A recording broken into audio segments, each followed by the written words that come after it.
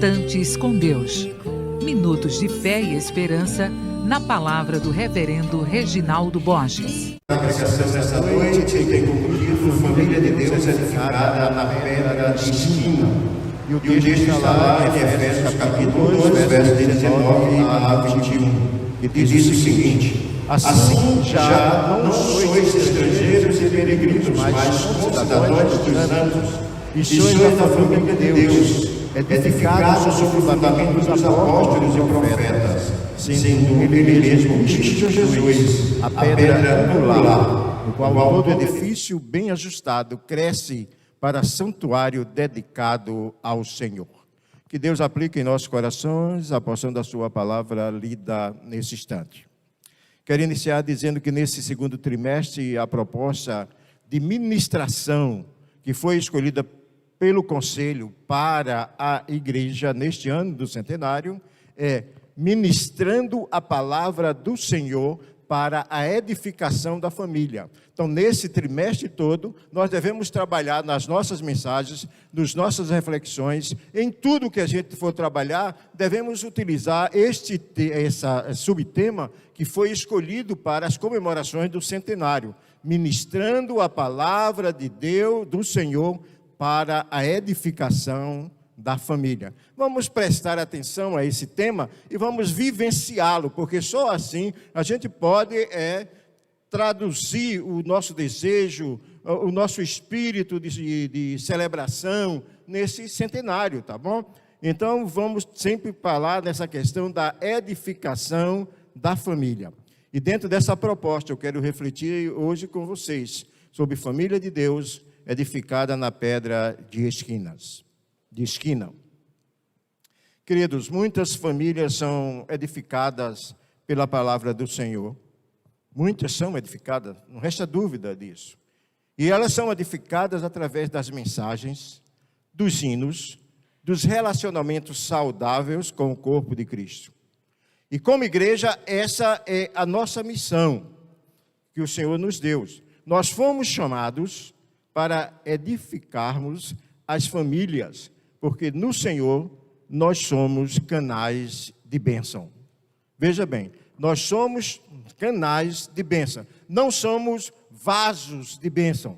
Porque muitas vezes a gente canta vasos de bênção, mas nós não somos vasos de bênção, nós somos canais. Por que canais? Porque o canal, ele vai distribuindo a água. O vaso, o que acontece?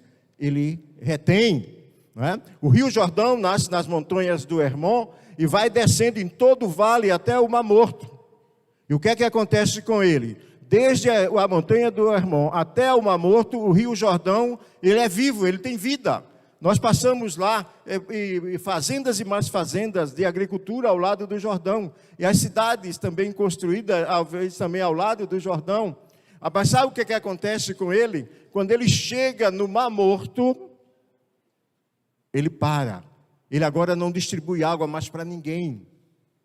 Ele apenas recolhe e morreu. Assim é a nossa vida cristã. Por isso que nós não devemos ser vasos, nós devemos ser canais de bênção. E nós fomos chamados por Deus para isso, para ser esse canal que vai distribuindo as bênçãos que Deus vai nos dando, para a edificação, não só da nossa família, mas também da nossa igreja, da nossa sociedade e da nossa nação. Coloque isso na sua mente.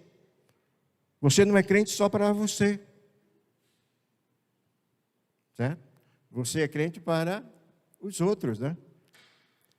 Há um provérbio que diz que o rio não bebe da sua própria água. A mangueira não come o seu próprio fruto. As rosas exalam perfume, não é para elas. A nossa vida cristã não é para nós. Ela é para ser compartilhada. Ela é para ser trabalhada na edificação da família e da igreja como família, tá? Por que isso? Olha, desde cedo, nós aprendemos na escola, em tudo que é canto, na igreja, que a família é a instituição que alicerça a sociedade. Que a família é a célula master da sociedade. Olha, e quando essa família se reveste da característica de uma igreja doméstica, pensa bem nisso, numa igreja doméstica, a sua casa, a sua família, é o lugar de comunicação e de encontro com Deus. Lugar de comunicação e de encontro com Deus. Além de ser um manancial de vida saudável, um ambiente de vivência de fé. A família deve ser uma fonte de transmissão dos mistérios de Deus. Porque nós fomos constituídos em família com estes objetivos. E aí você poderia me perguntar, qual o papel da família? Se você for pegar o Salmo 127, você vai ver lá qual é o papel da família. E traduzindo em outras palavras, o que está escrito lá no Salmo 127, eu posso dizer o seguinte, que os pais têm o sagrado dever de criar os filhos com amor e com retidão, de atender às suas necessidades físicas e espirituais, ensiná-los a amar e servir uns aos outros, guardar os mandamentos de Deus e ser cidadãos cumpridores da lei aonde quer que morem. Traduzindo em outras palavras, certo? Tudo aquilo que está ali no Salmo 127. Então, a funcionalidade da família tem a responsabilidade para garantir a saúde, a segurança, a educação, o bem-estar. E deve ser o local de ensino de valores e comportamentos sociais apropriados. São princípios bíblicos. Ninguém está inventando a roda aqui não, está apenas pegando o que está na palavra de Deus e expondo. Um dos grandes problemas que nós temos na igreja de hoje, que a igreja de hoje vem enfrentando, é a questão familiar. Olha, gente, você sabe por que a sociedade judaica era uma sociedade forte? A nação é forte? Porque as famílias são fortes. Quando a família é fraca, a sociedade é fraca, a nação é fraca. E não precisa ir muito longe não, a nossa nação. Mas por que isso? Porque os princípios bíblicos, né, cristão judaico, que era aplicado a esse país, ele desapareceu. Ainda temos resquícios das nossas igrejas, que a gente não sabe até quando vai durar. Não sei se está tão perto da volta de Jesus Cristo, porque ele disse que quando voltar, será que encontraria fé na terra? Não sei. Agora, nós precisamos enfrentar esse grande problema que nós estamos vivendo nos dias de hoje como família. Tá? A família está sendo influenciada por toda a sorte de desinformações, de conceitos plurais que tentam sufocar a fé. Tentam sufocar a fé. Vou repetir o que eu já falei aqui na última vez, se não falha a memória. Tem muitas pessoas crendo na palavra de Deus. A Bíblia é regra de fé, mas não está sendo regra de prática. E aí é que está o grande problema. Porque não adianta estar só no papel. Algo que está no papel, nenhum projetista tem a sua obra que foi idealizada como tendo um sucesso se ela não sair do papel, se não houver uma construção, se não houver uma edificação. Então não adianta a gente dizer, não, eu sou um bom crente, eu canto, eu prego, eu dou o dízimo, se a gente não estiver edificando a nossa vida, a nossa família. Estamos perdendo tempo. E o pior de tudo, sabe, queridos, é que nós estamos assistindo a derrocada da família e, por tabela, da igreja, da sociedade, da nação. Mais do que nunca, como povo de Deus, precisamos lutar contra qualquer coisa que contrarie os princípios divinos. Se a gente quiser sobreviver. Se a gente quiser sobreviver. Hoje nós estamos, as igrejas tudo cheias de crentes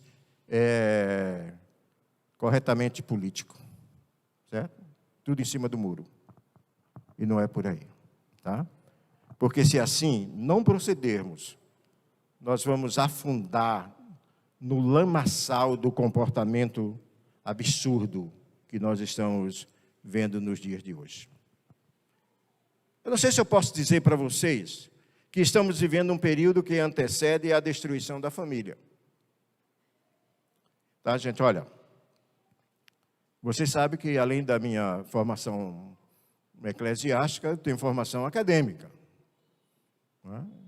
Eu digo que eu sou antropólogo hoje, porque eu tenho carteirinha da Associação Brasileira de Antropologia.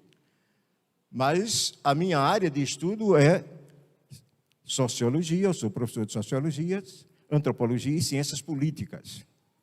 Então, eu estou falando como alguém que conhece a coisa, não é que eu ouvi falar. Eu vi o galo cantar e sei aonde o galo cantou. Essa aqui é a grande diferença.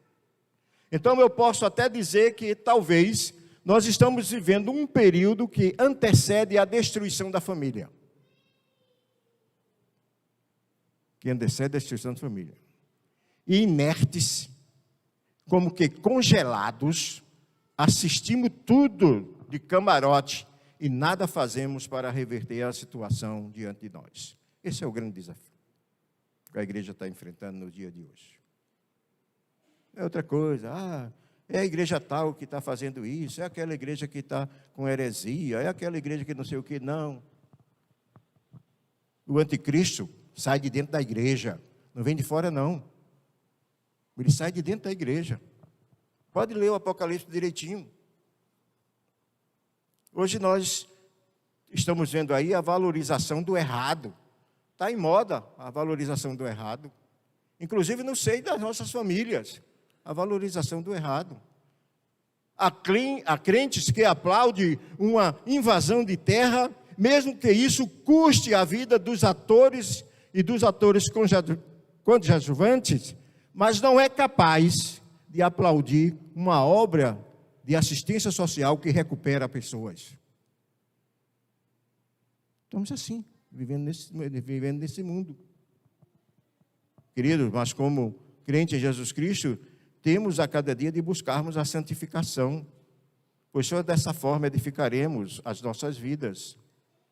É bom lembrar que santificar é separar para Deus. Santificar é separar para Deus. E edificar é construir para Deus. A gente santifica, mas também tem que construir para Deus. Lembre-se disso.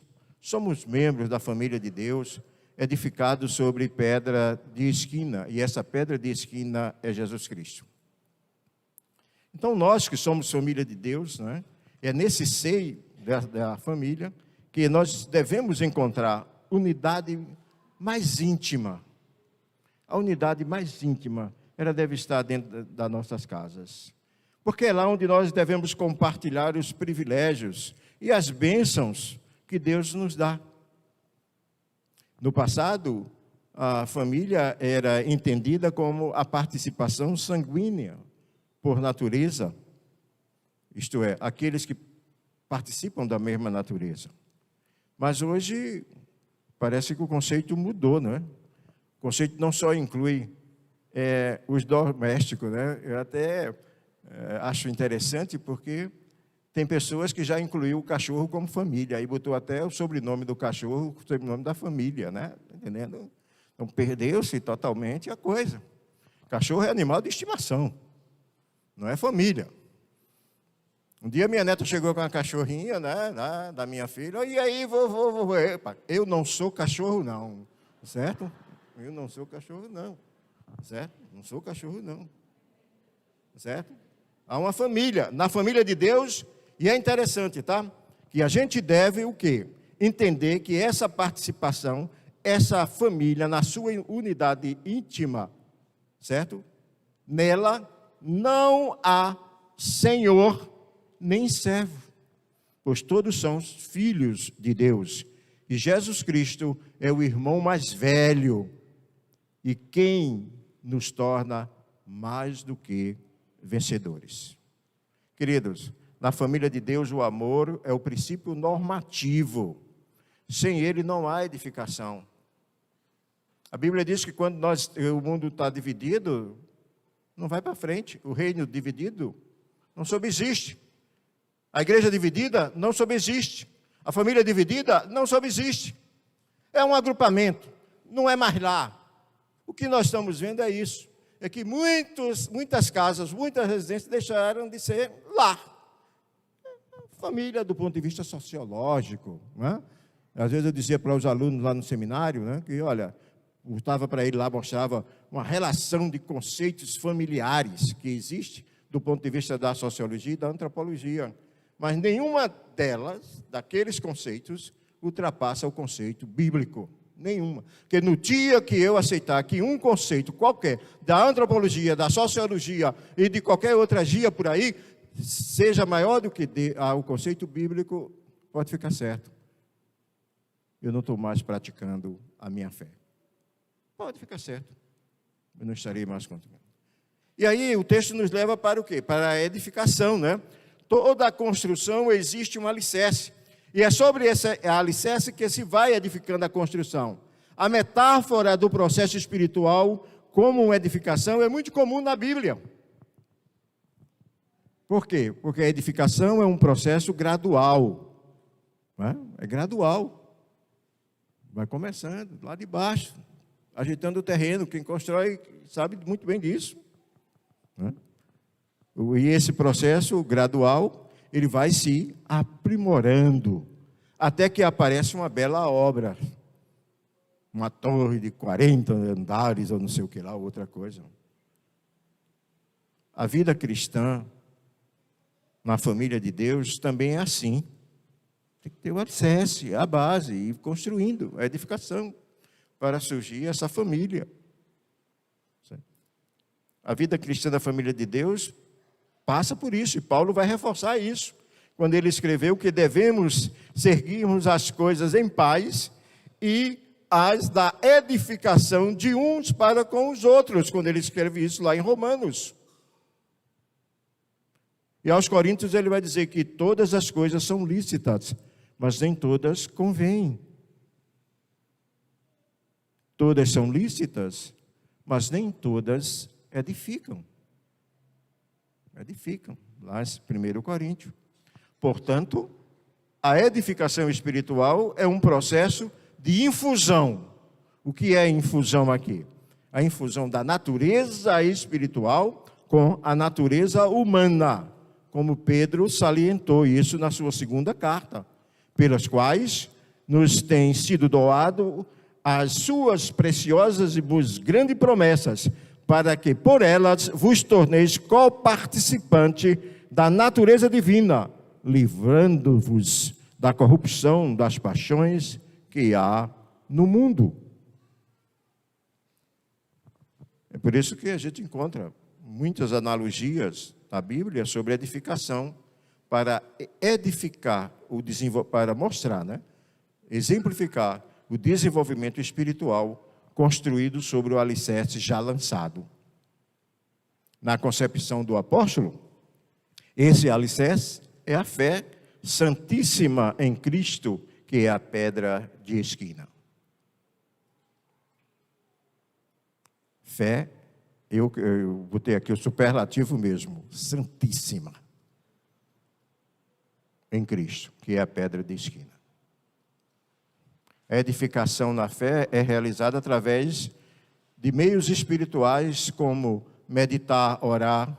É bom lembrar que a edificação tem 3 aspectos, ok? E aí eu acho que Fábio entende muito bem esse negócio aí mais do que eu, tá? A edificação, agora como eu vou tratar de fé, né? A edificação na fé subjetiva, que está lá em Hebreus, e o que é a fé? É a convicção, né? Segura de algo que desejamos que vai acontecer, é a certeza do que o que nós esperamos já está pronto, já está aguardado, só esperando o momento da entrega. A edificação na fé subjetiva, agora na fé é objetiva. É aquilo em que se crê, como diz Judas: amados, procurando eu escrever-vos com diligência acerca da salvação em Cristo, da salvação comum tive por necessidade escrever-vos e exortar-vos a batalhar pela fé que uma vez foi dada aos santos. E a outra edificação é como virtudes. Edificação na fé subjetiva, edificação na fé objetiva e edificação como fé, como virtudes. Por quê? Vivemos diariamente na fé subjetiva, porque a fé subjetiva, ela cultiva e produz o fruto do Espírito Santo, que é um atributo da prosperidade espiritual na edificação dos membros da família de Deus. E aí vem lá no texto, né, a questão da pedra de esquina. E aqui nós temos duas versões, a pedra angular e a pedra de esquina. Nós vamos falar sobre as duas. A pedra de esquina é a pedra primária do alicerce, né? Está aí o pedreiro aí para dizer, é aquele ângulo que coloca lá naquela esquina, a primeira. E a partir dela saem as linhas, né, para formar o ângulo. Se ela não for bem assentada, sabe o que acontece? A parede sai troncha, não é isso, Fábio? A parede sai troncha. A parede abre para um lado, fecha para outro, né? Aí você diz, essa casa não tem. Quando vai botar cerâmica, a gente vê muito isso, né? O negócio fica meio troncho, não é? Por quê? Porque a pedra de esquina não foi bem posta. A pedra de esquina não foi bem posta. Porque é ela que fixa, né, o ângulo, né? É mediante dela, da qual que o arquiteto fixa, o pedreiro também, o padrão para as paredes principais e para as paredes cruzadas de um edifício. Né? Depois você pergunta a Fábio o que é parede cruzada, viu? De um edifício. Outro significado possível para a expressão pedra angular é aquele que se refere à pedra principal colocada no centro de um arco para unir os dois lados. Você já viu o desenho disso? Geralmente começava a construir de um lado e do outro. Ia construindo. E esse arco, e agora? Não tinha nada, nenhuma estrutura aqui para fazer o arco como nós temos hoje. Aí aquela pedra de encaixe ali, entre as duas, que juntava as duas arquitetura, aquela pedra é a pedra angular. Não precisa botar nada, você anda por cima dela e não cai. Ela sustenta isso. Essa é a pedra angular. Se tirar ela, as duas paredes caem. Mas enquanto ela estiver lá, a parede não cai. Certo? Esse é o outro significado dessa pedra, né, que é colocada no centro do arco para unir os dois lados. Olha, ela serve de união. Jesus é essa pedra de união. Então, no primeiro sentido, a pedra angular traz o significado da pedra fundamental. Pedra fundamental. Não sei quantos sabem da existência da pedra fundamental. Eu não sei se o pastor Gideão sabe onde é a pedra fundamental desta igreja. Mas provavelmente deve estar ali numa esquina ou no outro, não sei. E nessa pedra fundamental tem algumas coisas que são colocadas. Às vezes se coloca na igreja uma Bíblia, o jornal do dia que a pedra foi fechada, relato de testemunho de pessoas, etc. Porque isso é uma tradição que vem lá do passado, do povo no Antigo Testamento.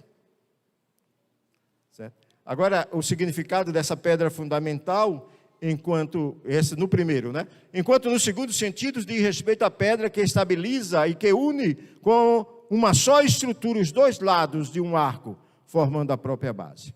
Então, nesta analogia simbólica, Jesus é esta pedra sobre a qual todos nós devemos edificar a nossa vida. Jesus é essa pedra onde todos nós devemos fixar a nossa vida. Jesus é a pedra que mantém unido o alicerce e que sustenta as paredes. E nele devemos edificar o nosso viver. Querido, quero concluir dizendo que como membros da família de Deus, nós devemos edificar as nossas casas, os nossos lares, a nossa família sobre essa pedra de esquina e essa pedra angular, que é o Senhor Jesus Cristo. Pois só assim nós cresceremos e nos tornaremos habitação de Deus por meio do Espírito Santo. Porque só assim a nossa família será um edifício santo ao Senhor. A construção correta do templo aqui, e agora eu quero dizer que o templo é a vida, a nossa vida, depende da perfeita harmonia, pois só assim o bem-estar de todo, ou do todo, corpo e alma, acontecerá. Essa edificação pessoal está relacionada com o todo, a igreja.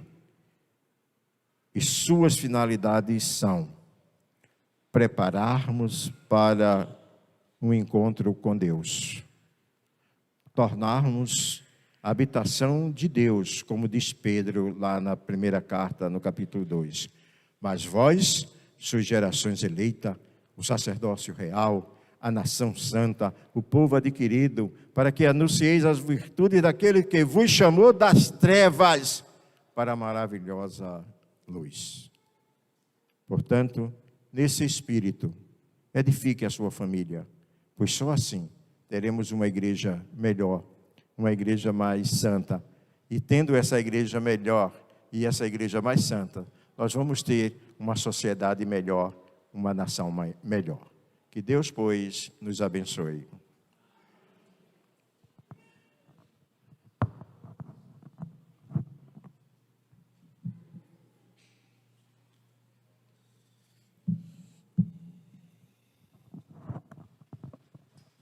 Meus irmãos, à luz do que nós escutamos da parte do Senhor, eu queria convidar os amados a ficarem de pé. Nós vamos louvar o nosso Deus com o hino Serviço do Crente, de número 315, do Inário Novo Cântico.